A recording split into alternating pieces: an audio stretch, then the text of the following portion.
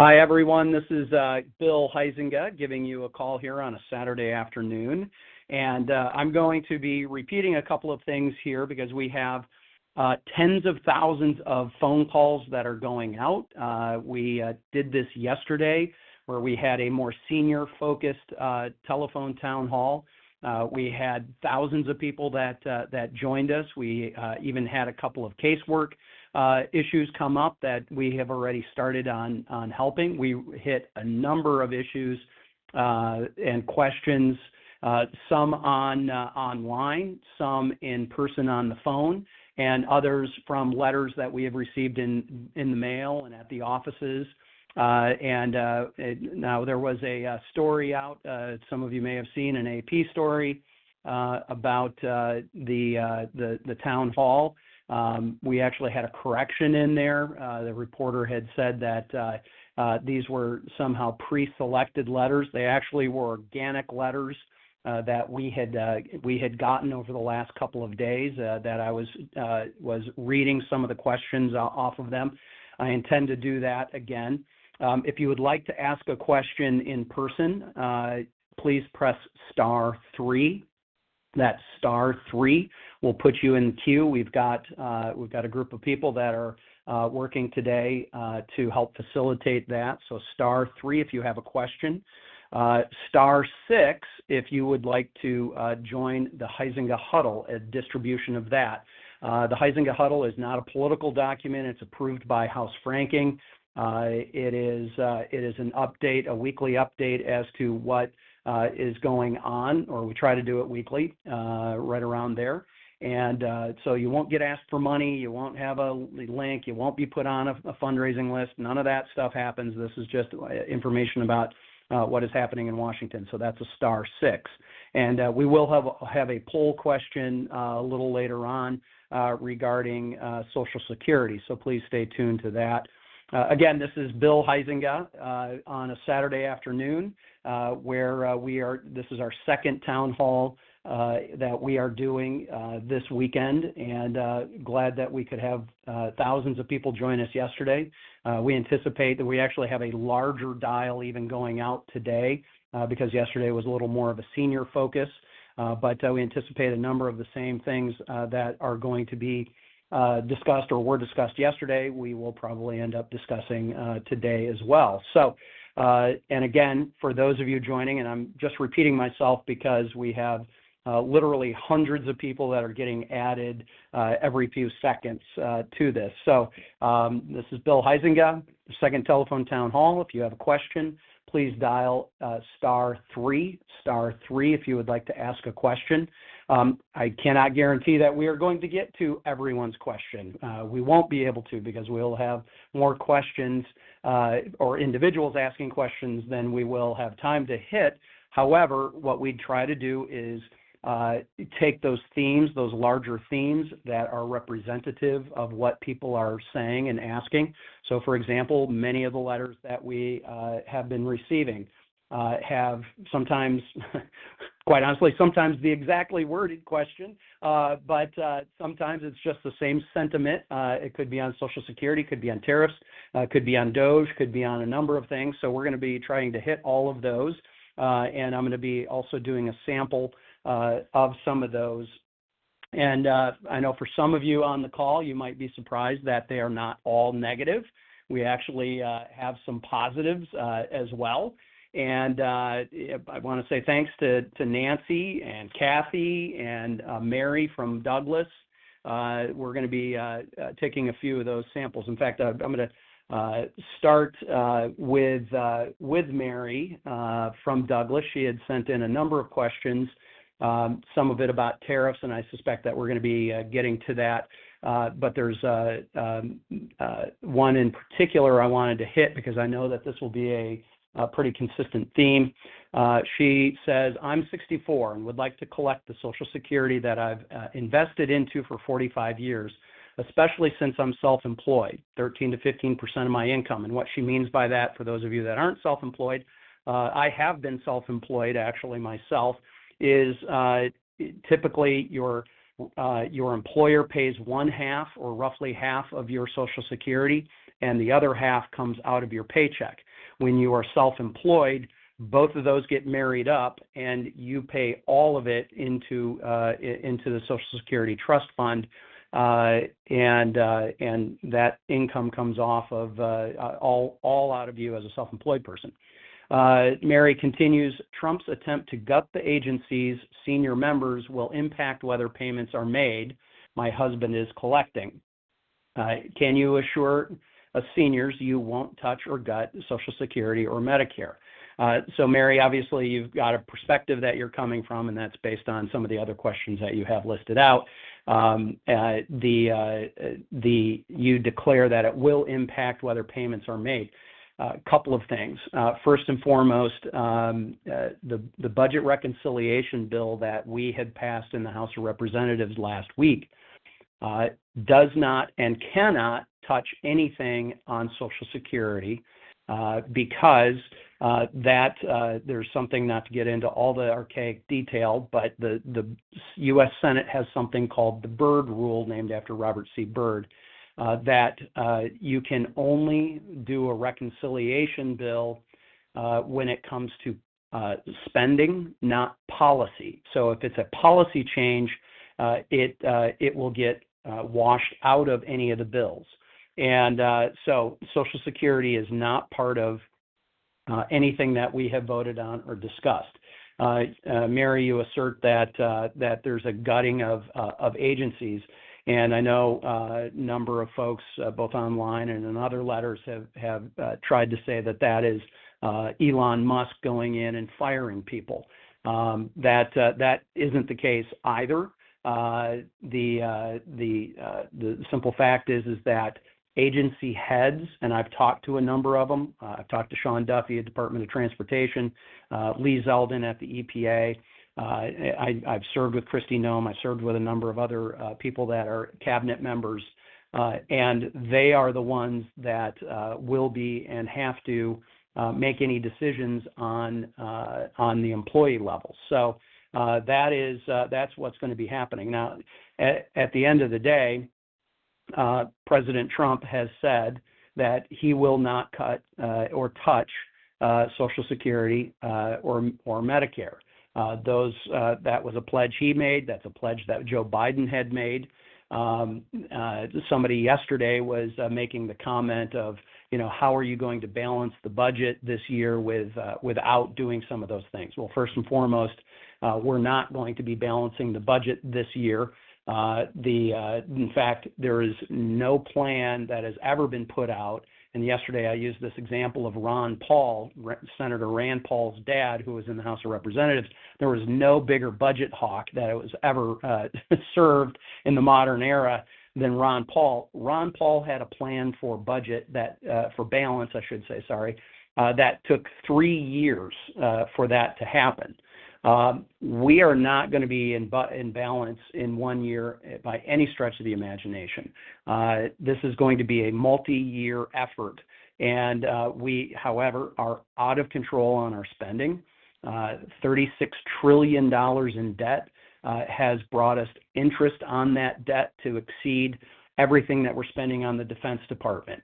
It also, if you flip that around, it's more than everything we spend on kids programs and assistance to disabled and all those things. This is basically be eaten up almost a third of all the discretionary spending, and what it's doing is it's squeezing out all of these other priorities. Our overall federal spending pre-COVID was about $4 trillion, of which the Congress, the House and the Senate, voted on just under $1 trillion of that. So we were just a little bit over 25% of the budget we would actually vote on. We are now spending as a nation $7.5 trillion. The little piece of news that I'll be giving an update about today is a push to keep the government open with a continuing resolution that is going to be spending just under $1.7 trillion for the rest of this fiscal year. It would be what the amount would be for the entire fiscal year. So that means we have nearly $6 trillion being spent on autopilot. No vote out of the Senate. Gary Peters and Alyssa Slotkin don't vote on it. Bill Huizenga, Hillary Scholten, no member of the House of Representatives votes on it. It just automatically happens. And so we're not going to be doing this in any time super quick. But this is a long journey that we have to go on. So again, I'm going to repeat myself because we've added a couple of thousand people onto this phone call since I last said this. If you have a question, please hit *3. That's *3. You'll be put in contact with one of our screeners, and it may take a minute to get to you on that. And then if you would like to receive the Huizenga Huddle, non-political document that we produce on the official side, that is a *6. So, Mary, I appreciate your letter, your question. We may disagree on some of the premises of that, but nonetheless, I appreciate it. And right before I get to, we're going to go to one of our calling questions. I wanted to read part of a short note. And by the way, many of these are handwritten. Some of them are printed out. We know that these are people with heartfelt feelings, but Nancy writes in just a short note to let you know we're happy with your effort to represent us in our state for our state. We sometimes forget and we get busy with our lives, but we appreciate having someone there to voice our concerns and make our wishes known. So I know that not everybody agrees with Nancy, not everybody agrees with Mary. That was evident yesterday as well. So with that, we're going to go to our first caller. And by the way, yesterday we tried to spread these out around the district. We had a number of calls from Kalamazoo, had a couple of them from Berrien, a couple of them from Ottawa, a couple from Allegan.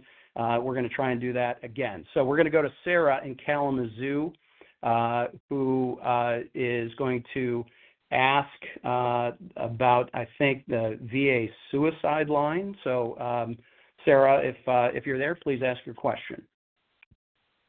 Hi, I'm here. Can you hear me? Sure can, yes. Okay, thank you so much. My question is, thank you, first of all, for holding this town hall. I would love to see the next one in person, but I'm really grateful that you're holding this one.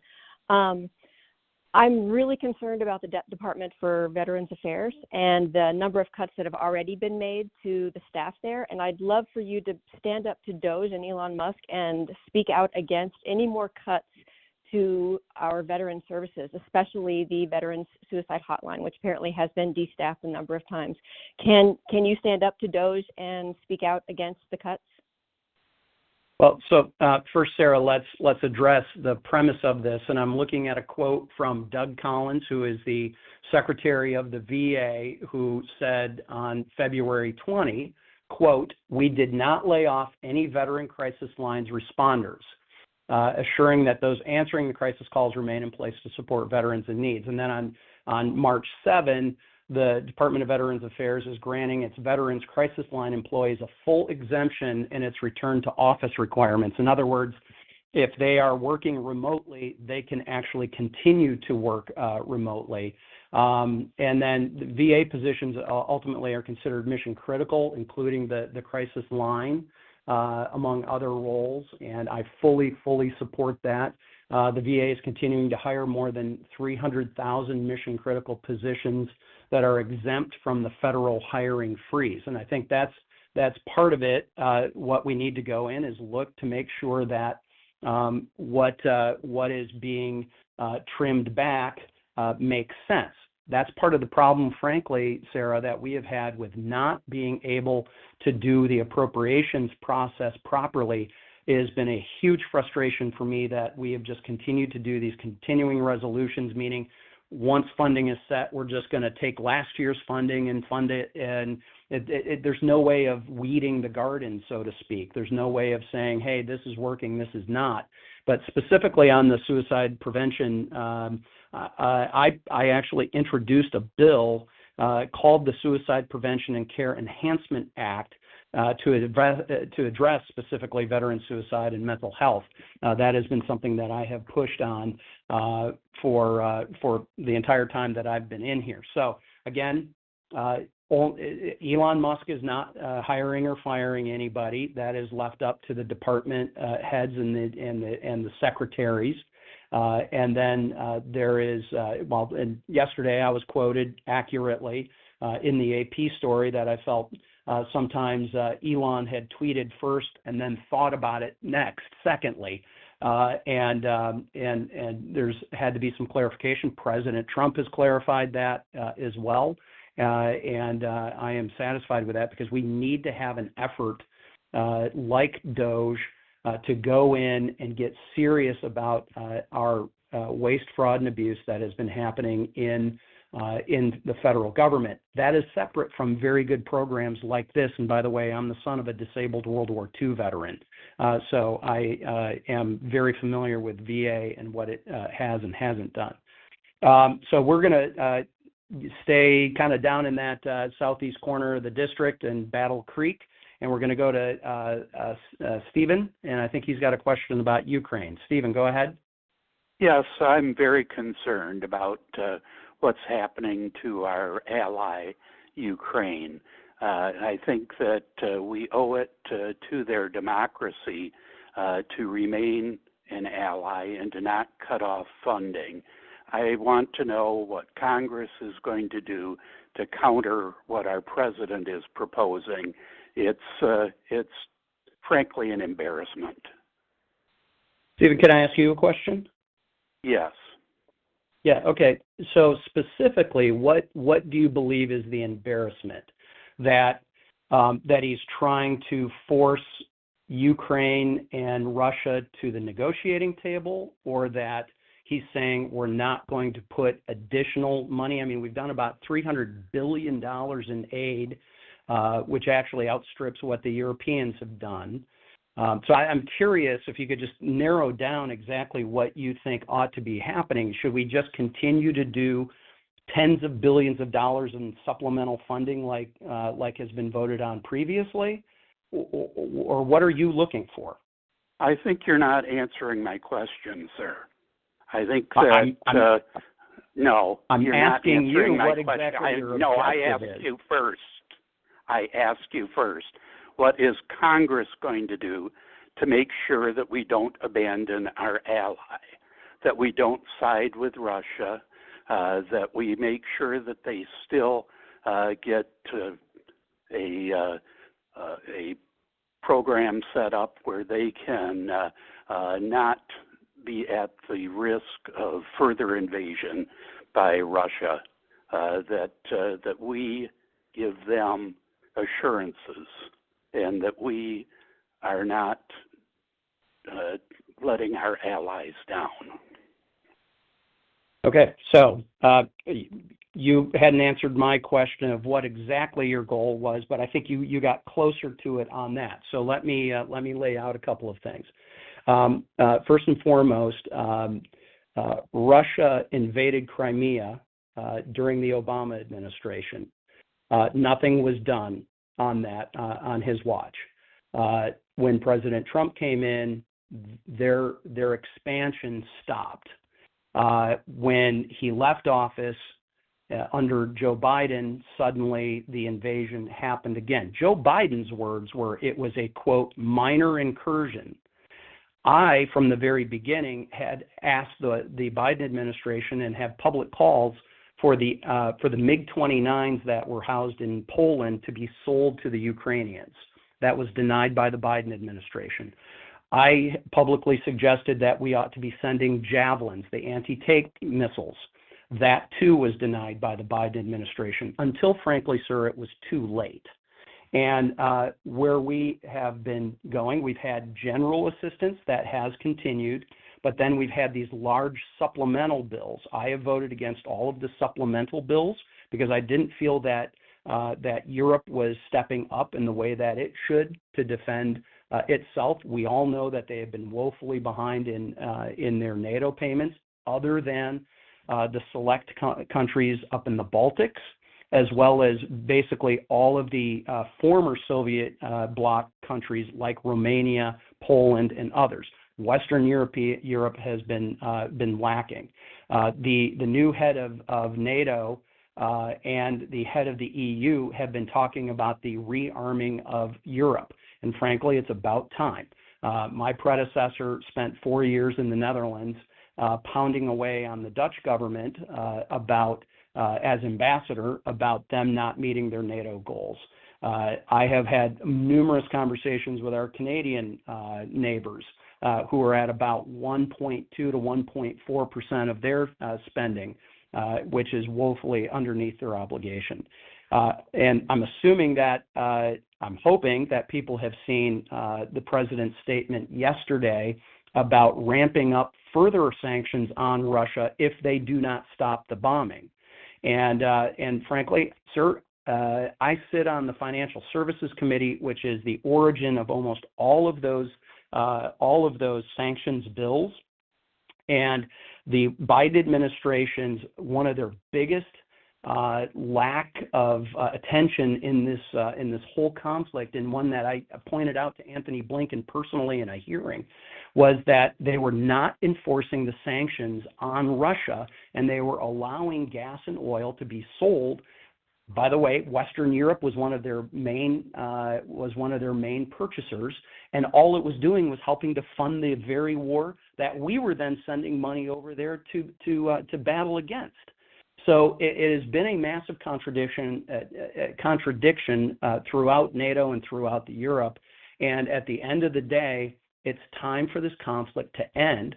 The President Trump, is forcing Volodymyr Zelensky to the table, and he is forcing Putin to the table, and is threatening additional sanctions on Russia, and has said to Ukraine that they need to have some vested interests. And we all saw what happened with the minerals agreement, and now Ukraine is more interested in that. So we're going to move on to David in Van Buren.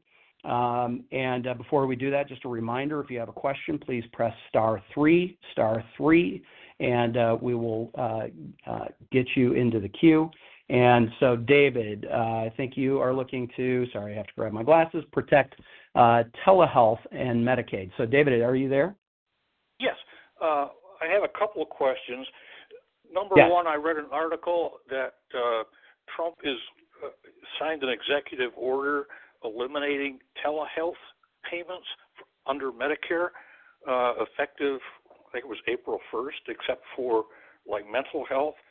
I don't understand how that is in any way, shape, form saving any money. If I don't have a telehealth, if Medicare does not pay for a telehealth program, that means I'm going to go to the doctor. So you can say I saved X number of million by not paying for telehealth, but you're paying for it for the doctor's office. And in the meantime, when I'm at the doctor's office, I'm being exposed to all sorts of diseases in the doctor's office, which may end up with more trips to the doctor's office. So I don't, when you talk about you're not touching Medicare and Medicaid, yeah, you are touching it if you cut that service off. And number two, it's not saving any money to do that. It's going to cost you more money. Yeah. I'm so sorry. I'm forgetting it's David, right? I think Dave. So this is news. I have not heard of any similar ban. In fact, we've been going the opposite way, and I personally have voted to extend telehealth flexibilities number of times. And here's one of the reasons why. So when I was in the Michigan State Legislature, and just before that, when I worked for my predecessor, I was his district director here in Michigan. I served on the board of something called the Michigan Rural Health Association. And the Michigan Rural Health Association was run through MSU. It's a flow through mostly of federal funds that then goes out and services to all of the FQHCs, they're called, Federally Qualified Healthcare Centers. They are these areas where we have pretty large clinics that are too far away from a traditional hospital, or as we've seen smaller rural hospitals closed down. These clinics have been in.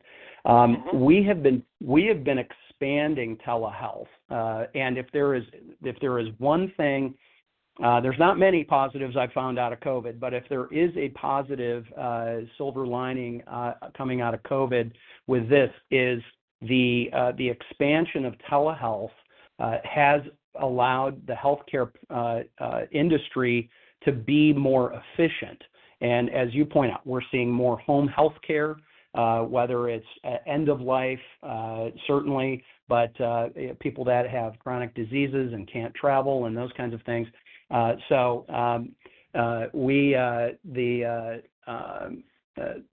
has been something that we have been working on, and we've all heard of MAGA, right? But we've also this new one, MAHA, Make America Healthy Again. President Trump established a Make America Healthy Again commission, which I believe expands telehealth. So it is the direction where we need to go. One of the directions we need to go, and frankly, is one of those efficiencies that I believe we need to utilize to deliver more with the same tax dollar. That's something that's big. So I do know that the continuing resolution that we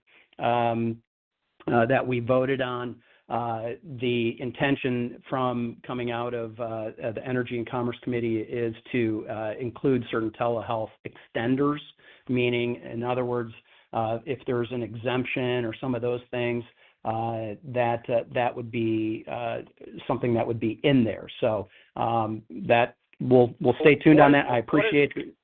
What is Congress doing to protect that health? I mean, Trump is writing up executive orders left and right, and Congress is doing nothing. You're all sitting back with your thumbs up your butt, and he's doing whatever he wants, and you're not exerting your authority of the controller of the purse. And so when I read articles that say he's cutting telehealth, I agree 100% that it makes no sense, but he's doing it, and you guys aren't trying to stop him. Well, sir, you haven't given any evidence that he is actually doing it. In fact, I've given you evidence to the opposite. And what will happen is we will have our appropriations. The other thing I want to bring up, I just listened to your last caller on Ukraine, and the more I listened, the madder I got. I feel that Trump, A, is undermining Ukraine and giving all the cards to Russia. And so to sit back and say that Trump is trying to force them onto the negotiating table is pure nonsense. I mean, it is absolutely ridiculous that you're sitting there cutting them off at the knees and say, well, I'm trying to get him to the table to negotiate. I've already been to Russia, and whatever Russia wants, Ukraine isn't even invited to the discussion. So, no, Trump is not trying to get to the negotiating table. Trump is trying to give away Ukraine. And the fact that Trump keeps talking about $300 billion in aid to Ukraine has been totally debunked several times. It's a lot closer to half of that, and a lot of that money hasn't even been spent yet. So I 100% disagree with your comments that we're trying to get to the negotiating table and Trump is doing everything he can to get them there. That's bullshit. Okay. Well, so, and that sounds like you just hung up on yourself, which is a good idea. So Volodymyr Zelensky has been included in the negotiations every step of the way. He was the one, if you watch the full 45 minutes of his theatrics in the White House, he was the one that squirreled the mineral deal, and now has decided he wants to come back. I had an opportunity to sit across the table from Zelensky, and those that were listening in yesterday know this. I sit on the Foreign Affairs Committee, and I had traveled to Europe for the 80th anniversary of D-Day with a very large contingent, which included former Speaker Nancy Pelosi. I was invited into a small meeting with Zelensky, of which he was about 45 minutes late. The tone was interesting because almost all the people there, and it was about 2/3 Democrats, 1/3 of us Republicans. I was the only person in the room who had voted against the $60 billion supplemental that had just passed. And I felt an obligation to address that. And I said to President Zelensky, presumably your staff is good and has let you know who has done what in the room. And if they haven't, I want to be clear. I was one of those votes against sending the supplemental, and I felt, sir, that you needed to hear directly from me why.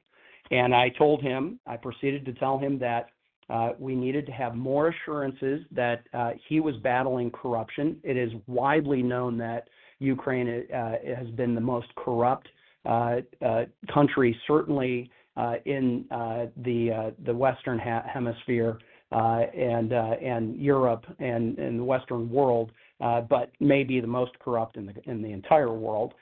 So what were his assurances on the anti-corruption?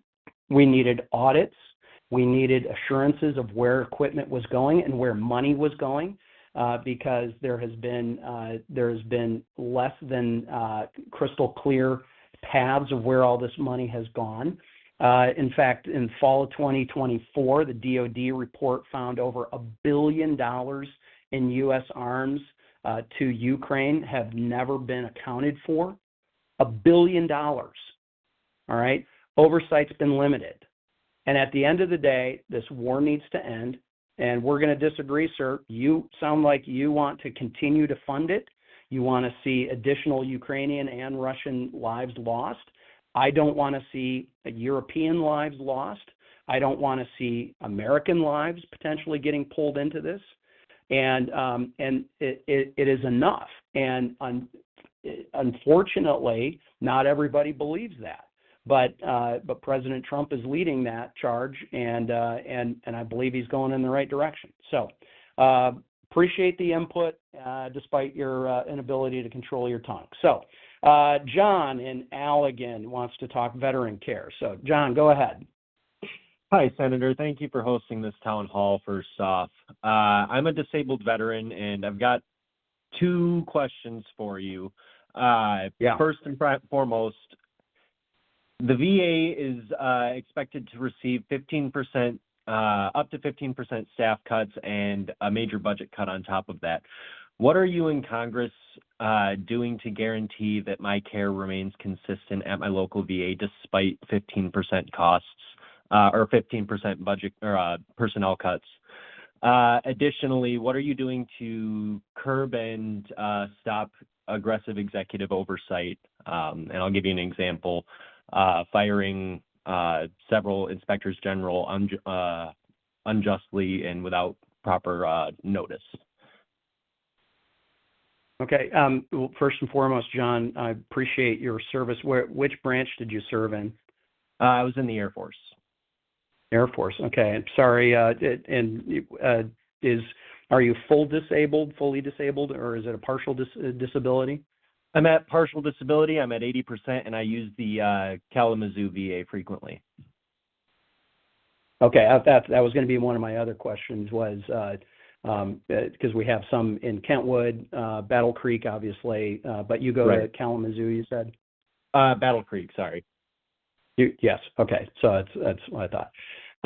So again, Doug Collins, who is the head of the VA, is actually an Air Force veteran himself. I served with him. He was a congressman from Georgia, and the VA is not cutting so much as reallocating, and it's reallocating from the quote unquote non-essential initiatives to focus on healthcare benefits and services. And we talked a little bit about that, about suicide prevention. And can I ask things what's that we've being done. Sorry to interrupt you, Senator. Can I ask what's being considered non-essential in this case? I utilize several services at the VA that aren't directly related to physical health care. So what is non-essential in this case? So, and first, while I appreciate you attempting to use a honorific or a title, please just call me Bill. I mean, this is John and Bill having a good conversation. So, understood. all right. that is what's being left up to those, like the head of the VA or the head of the Department of Transportation. What we do know is that the federal government, and you know this, the federal government declares some of its workers essential, some of them non-essential. It's not a great or perfect any kind of delineation, because we had this during government shutdowns where we've got essential workers coming in and quote unquote non-essentials aren't allowed to.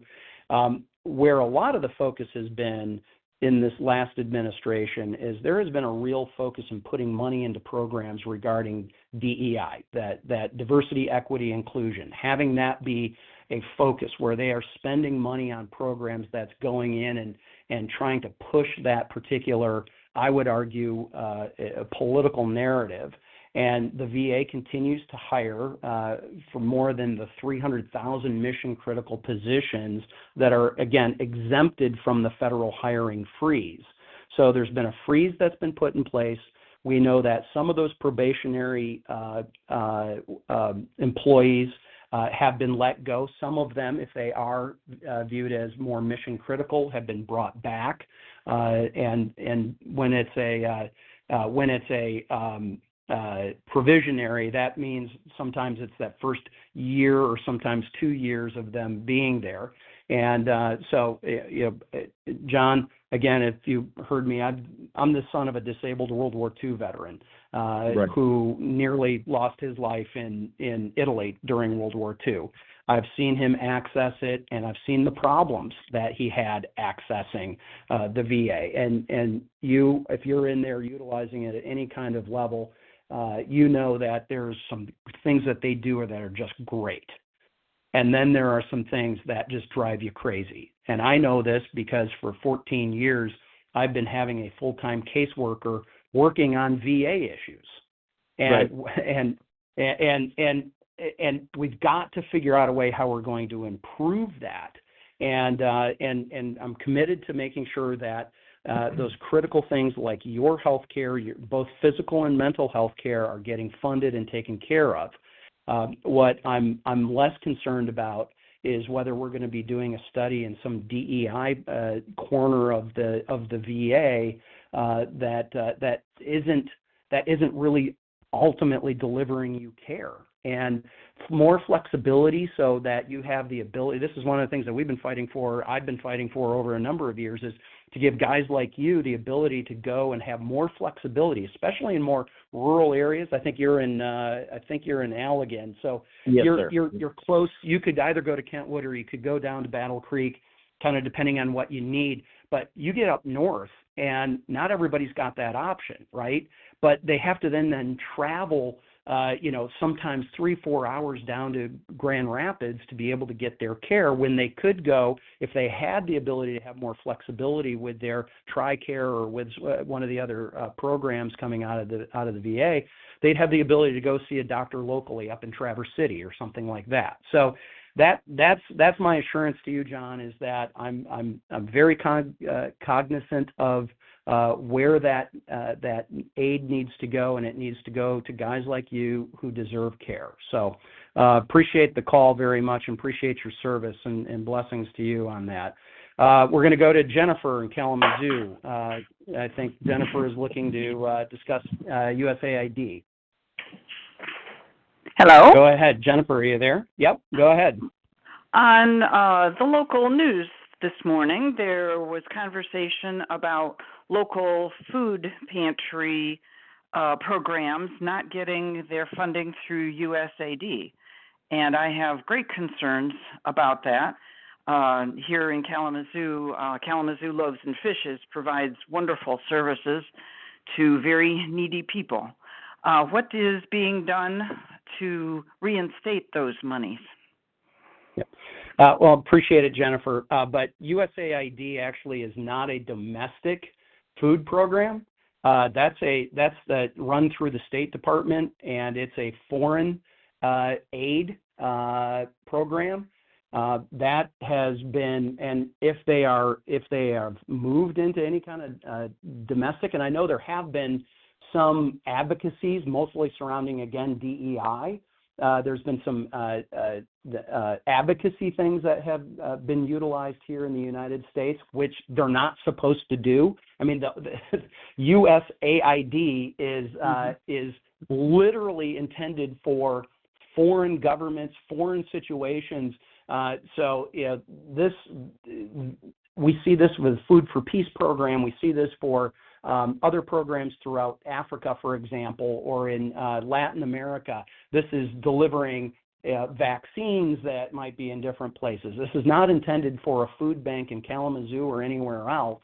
It's intended USAID. There's other federal programs that help that out, but that is not intended for what it's supposed to be. I mean, it's the USAID by definition is global initiative and other things that have happened with AIDS work and that kind of stuff that has been intended for foreign consumption. Would you, though, please look into the funding cuts that have affected these food provisions? Absolutely, and actually we talked to them. I have visited down in Kalamazoo. There's been a new food bank that has been opened up relatively recently in Battle Creek. We've been there. I've been there personally. I'm very involved with our own food banks and missions up here in Ottawa County and other places that I've represented. So that's a place where my wife and I do our personal giving, quite honestly. Whether it's Kids Food Basket and other places like that. I mean, these are very important things. But I will absolutely take a look at what you were talking about and look for that article. I'm assuming it was in one of the Kalamazoo papers. So this was actually on television this morning, Channel 3. Okay. So WWMC. All right. Yep. Thank you. All right. Well, yep. Thank you very much. I appreciate that.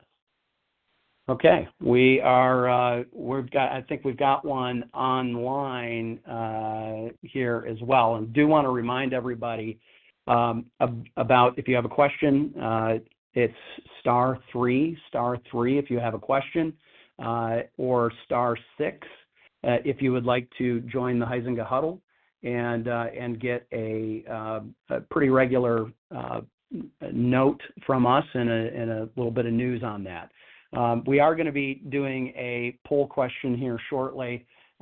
We've had some questions about Social Security and Social Security benefits. We've heard a few of those folks that have been talking about it. Earlier, I read from some letters, and I'm going to read one from Sally in Zealand. About reducing or eliminating Social Security for hardworking Americans, as she says, while keeping your cushy government retirement, health insurance, and pay for the remainder of your life, right? Not to get into all the details, Sally, but that is not accurate, actually, how as a federal employee, I don't retain my health insurance for life, and I don't retain my pay for the remainder of my life. I am in the same, it's called a 403B. It's the FERS, Federal Employee Retirement System. Anybody who works at the VA or anywhere else, we are in the exact same government retirement plan that I have to put in money into, and the federal government has an automatic 1% that goes in, but they will then match up to, I believe it's an additional 3% or 4%. So I think it's 3% additional, what makes it a total of 4% that they put in. My health insurance, when I'm done being a member of Congress, my health insurance ends. I, by the way, am on Obamacare through the Washington, D.C. exchange. That is where my family gets its Blue Cross Blue Shield through the Washington, D.C. Healthcare exchange. And we, once I'm out of Congress, my pay ends. So we don't have that. But I want to get to your point about reducing and eliminating Social Security. Here's the thing. I do not support eliminating Social Security by any stretch of the imagination. In fact, something that I have been working on a bipartisan basis for a number of years is a debt commission that's going to look at all of the various trust funds that we have. And Social Security is the largest and sort of most well-known, but there's something like 22 different trust funds that the federal government runs that are in varying stages of problems and trouble. The Social Security one is a significant problem. In less than a decade, kind of depending on what's going to be happening with people paying in to Social Security and what the economy does. If we have a better economy, it's going to extend it a little more. If the economy gets worse, it's going to make it come and hit it harder. But somewhere between 8 and 9 years, there is going to be a cut to Social Security. This isn't Bill Huizenga saying this. This isn't the Republican Party saying this. This is the Social Security Trust Fund trustees who are saying this. There won't be a vote from Congress. There won't be a declaration from a president.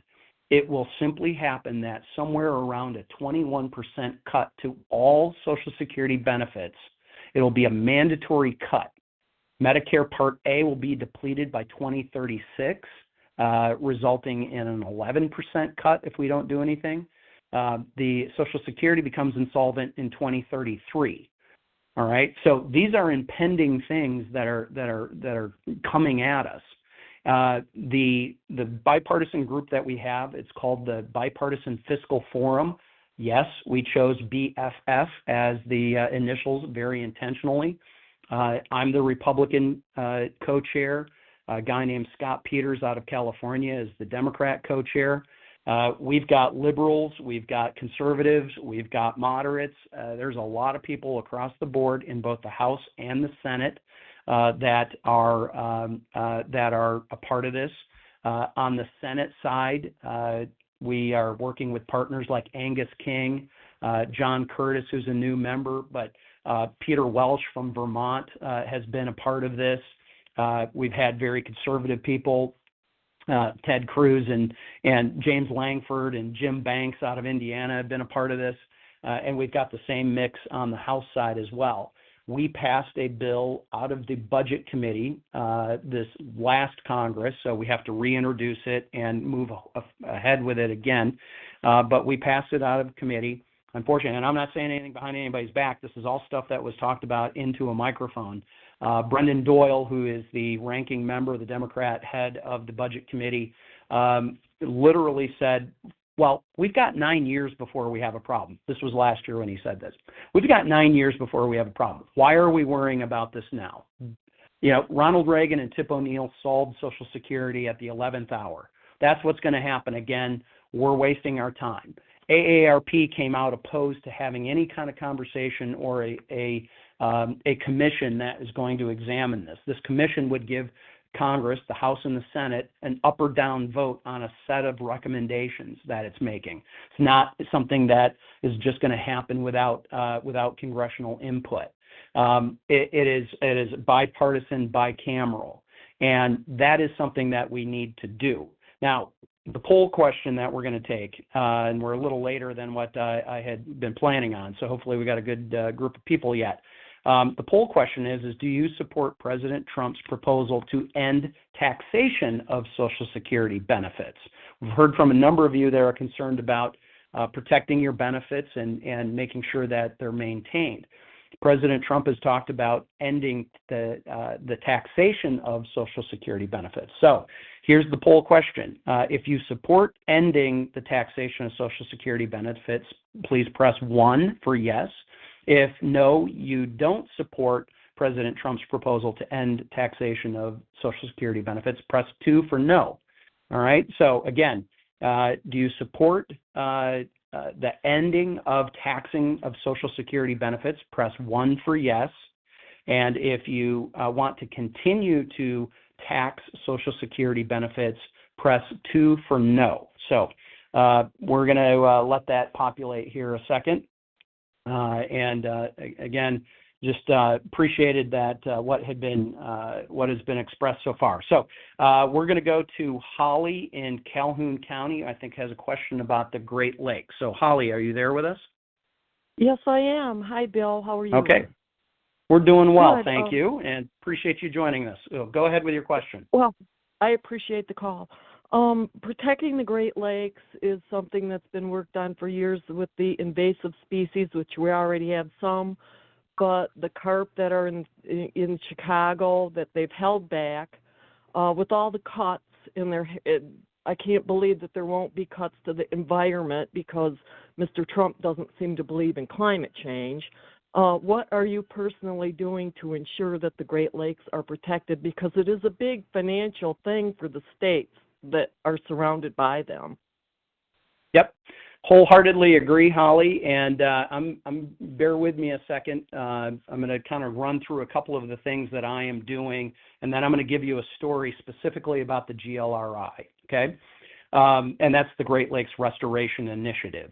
So I am the Republican co-chair. There's two of us, myself and a guy named David Joyce out of Ohio, who are the Republican co-chairs. There's two Democrats, Debbie Dingell from Michigan and Marcy Kaptur out of Ohio.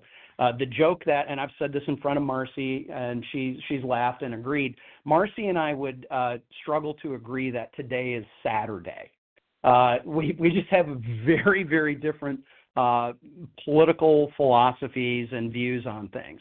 But Marcy and I work hand in glove when it comes to the Great Lakes on the task force. The task force, we are dealing with algae blooms. We're dealing with invasive species. We're dealing with PFAS. In fact, I was a part of the PFAS task force a couple of Congresses ago specifically on that.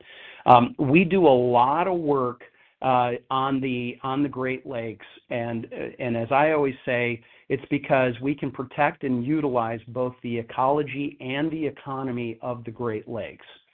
So now I'm going to get to the quick story about the GLRI.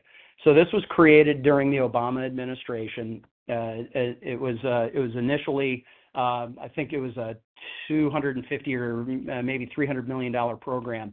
And then President Obama had proposed a pretty significant cut to it.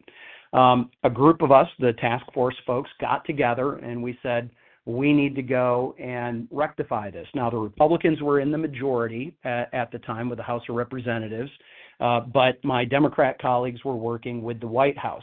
We worked with our appropriators and we worked with the White House, and we got that full funding restored.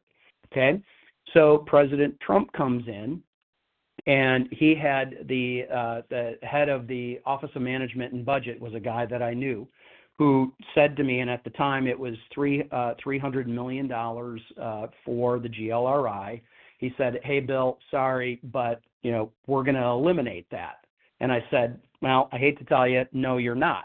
And he's like, "Yeah, it's going to happen." So President Trump, people might remember this, came to Grand Rapids this is while he was president, for a rally at Van Andel Arena. I had an opportunity to ride in the Beast, the limousine with him, and myself, Jack Bergman from up north, and John Molinar, who now has part of the Grand Rapids area.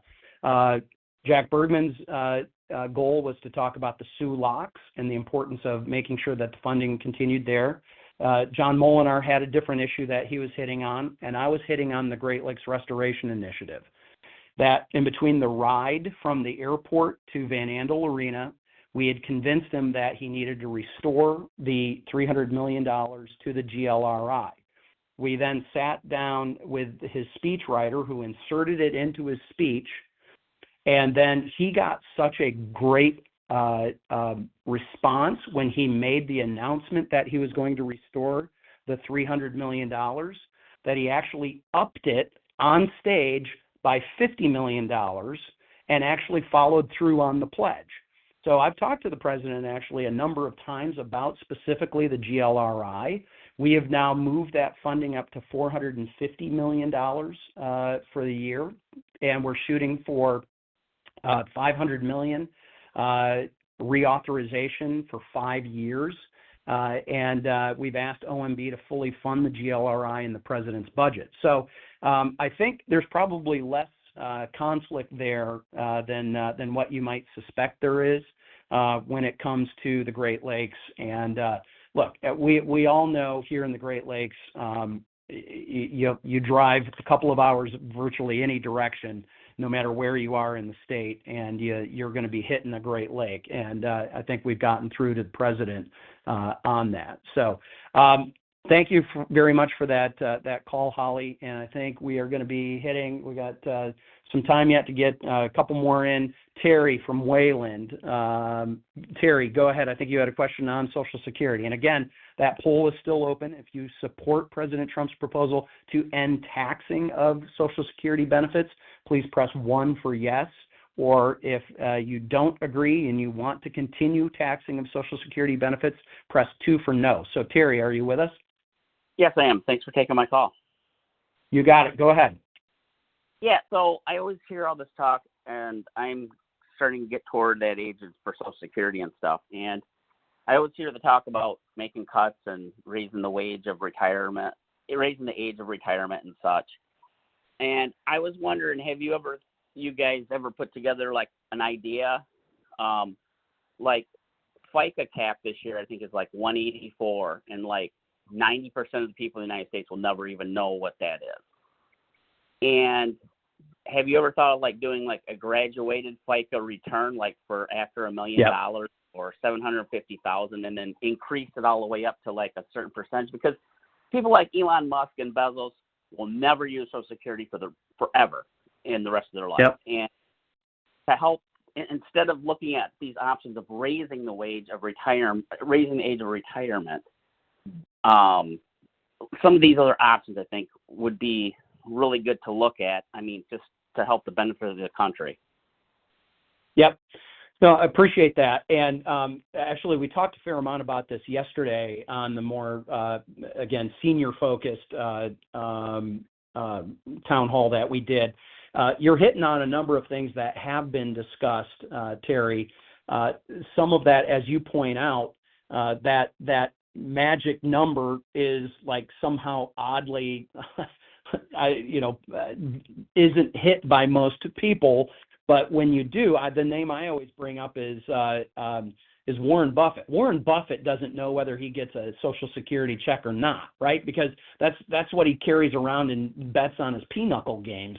I have proposed and had a discussion about having a voluntary opt-out of Social Security.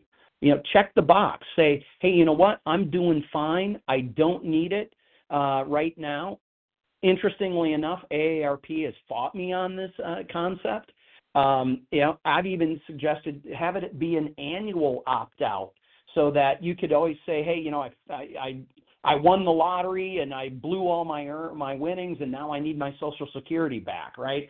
But something along those lines. So when you're talking about raising that income threshold of paying into it, that is something that at a minimum ought to be explored and ought to be discussed about where exactly how high that goes. The question is, I don't want people to just simply pay into something that they can't access unless you hit some sort of mega rich level or something like that. I mean, there's a lot of discussions like that can happen. At some point, we do have to face the realities of life expectancy, though. And we know that when Social Security was put in place, the retirement age was 64, but life expectancy was 67. All right. Now, where we have retirement ages that have been moved up a little incrementally over decades that has happened, we now see life expectancy well into the late 70s and early 80s, depending on what demographic you are. And for my kids, which are 27 down to 18, that generation, they likely are going to have a life expectancy into the 90s, if not into the century mark. And the system isn't necessarily built for that. So we're going to have the courage to face that and to do something about it. And that's what we're attempting to do on a number of levels. So that is absolutely appreciate that conversation. So I think we've got time for one last one. And Janet in Ottawa County, I think you've got a question about a child with a disability and maybe some concerns there. So go ahead, Janet. Are you there with us? We are. There's parents, aging parents like us, with adult children of disability. They are generally receiving Medicaid help and Social Security disability. And of course, we might be a minority of any congressional district, but our concerns are huge. And no matter what we do personally to prepare for what happens when we are gone, our beloved person is still going to need to be able to depend on the kind of Medicaid funding that provides health care and mental health services. It's a huge concern, and the thing that we see is what's left to cut Medicaid. So Janet, let me first say this is exactly why we need to protect the program for families like yours. Okay, we have to. That's one of the core functions of SSI and Medicaid. Now, I served in the state legislature as well. Medicaid is unique because it is both a state and a federal program. Under the expansion during Obamacare, or the Obama administration had said, states, we're going to encourage you to expand your pool of people who are going to get covered by Medicaid, and to help with the transition, we're going to fund it somewhere between 90 and 70% for a number of years, and then it's going to become your responsibility. And at the time, there was a number of governors, both Republicans and Democrats, who said, hey, this could get dicey for us. This could get problematic because the largest three drivers of this virtually any state government, but I know ours here in Michigan, having served there, is education, prisons, and Medicaid. Those are the three largest anywhere that you go about. And then Department of Transportation falls well below that because that's predominantly federal funds, but there are some state funds that go into that. So I will tell you that there is a report, and this is dated March 3rd, so this past week, that Medicaid itself reported $543 billion in improper payments or payment errors over the last decade. All right, $543 billion. And using data from the reviews that included eligibility checks and that kind of thing, there was an estimate of nearly $1.1 trillion in improper payments over the past decade, doubling the official reported number. So let's say somewhere between half a trillion and $1 trillion has been in improper payments. We have to root that out so we can protect families like yours, Janet, and so that we can make sure that friends that I have that have children in your similar situation are able to be protected. So deeply appreciate everybody joining us. The line is going to go dead. We had a contract that they've been kind enough to extend for a few minutes. And I thank you, everybody. This is something we will continue to do. I've got Republican and Democrat colleagues that are doing this type of thing. Hillary Skolton is doing telephone town halls. My other colleagues are doing telephone town halls in the area. And we will continue to communicate with you all. So appreciate it. Have a great rest of your weekend. God bless America. Talk to you soon.